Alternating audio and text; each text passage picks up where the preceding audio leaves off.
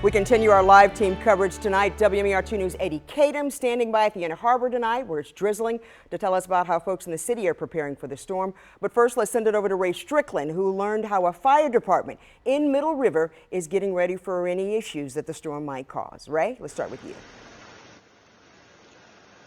Yeah, Kelly, the Bowley's Quarters Fire Department here has completed phase 1 of its major storm operations plan. Part of that means getting their vehicles and equipment ready for what's to come. As you can see, some of that equipment is behind me here. Now, if you remember, this area of Middle River along Chesapeake Bay was hit hard by Tropical Storm Isabel back in 2003. Both the fire department and people living in this area are now using lessons learned from then to prepare for Isaias.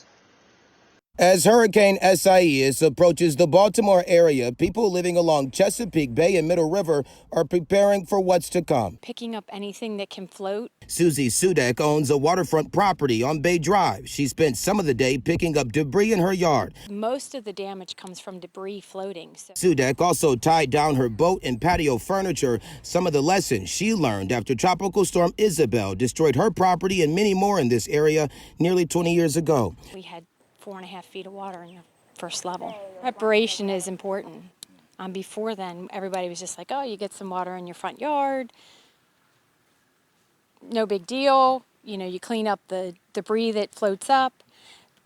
But now everybody picks up everything. Isabel was the storm that we base all of our operations off of because it's the worst we've ever seen. Shannon Stallings is the fire chief at the Bowley's Quarters Fire Department. We know from experience through Tropical Storm Isabel several years ago that preparedness is the only way that we can safely get everyone out of the community. He says the department completed phase 1 of their major storm operations plan, which includes getting their trucks and equipment ready to go. It also means marking areas that are prone to flood. One, we want the residents to be able to see that the water may be deeper than they think.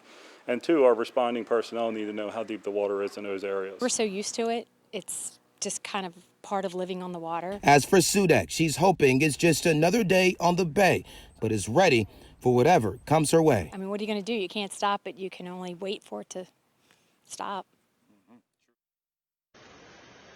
And the fire chief told me tomorrow that they will deploy their vehicles to high ground so they can be in position to help if and when it's needed. The chief also says his best advice is to listen to your local officials for any important updates and to prepare to evacuate if it becomes necessary. Live in Middle River, Ray Strickland, WMAR 2 News.